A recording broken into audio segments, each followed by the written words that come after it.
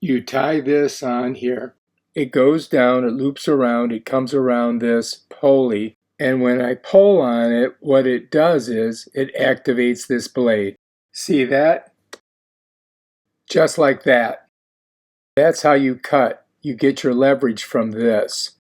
This pulley, it also has this really strong spring. It brings it back. So once you've cut the branch, it comes right back. So now to get to the higher branches, you just have to pop this open. Then you've got to press this and push this out.